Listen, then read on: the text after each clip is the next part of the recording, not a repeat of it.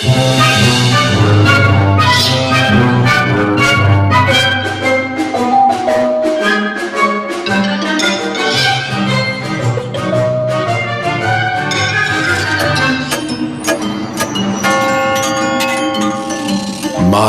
strašne priče. Pa, spremite se! Danas ću vam pružiti takav nalet straha, daću vam takav teror, daću vam takav horor, sve ću vas uplašiti.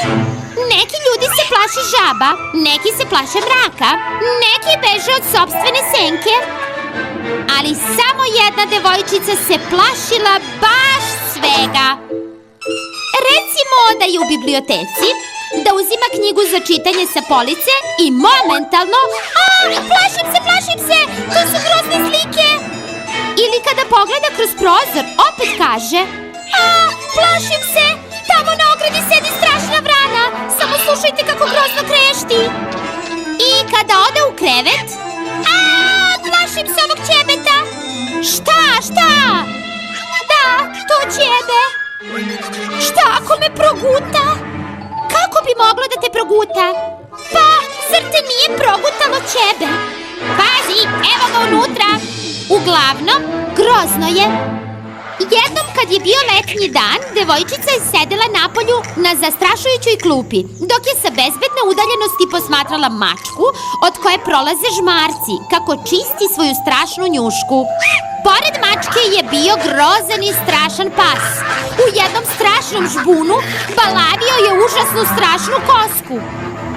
Kakav košmar, pomislila je devojčica, kada je iznenada čula sumnjiv zvuk iza sebe.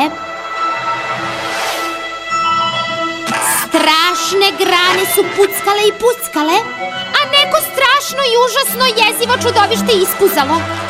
Ispostavilo se da je to samo mali dečak. Taj dečak uopšte nije bio strašan.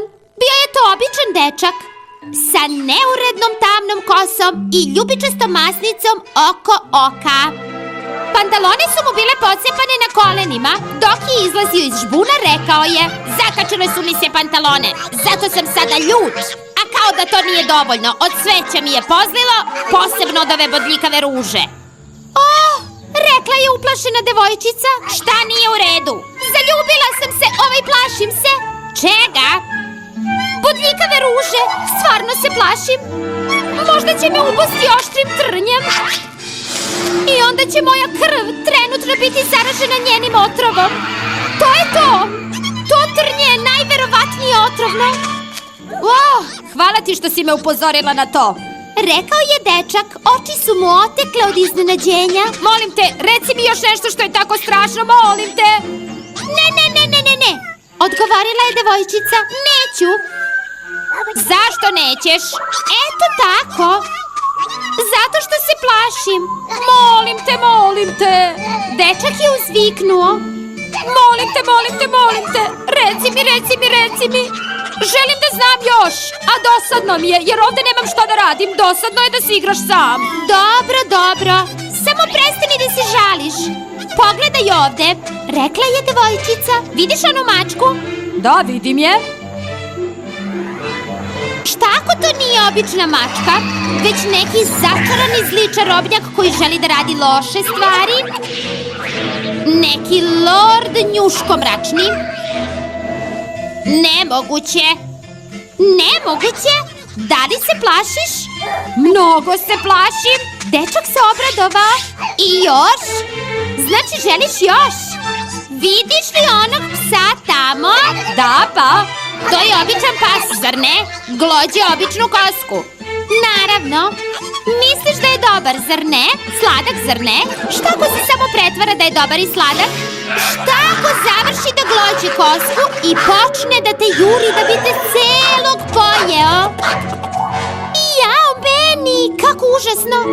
Reći ću vam, prijatelji, ova devojčica ima baš bujnu maštu.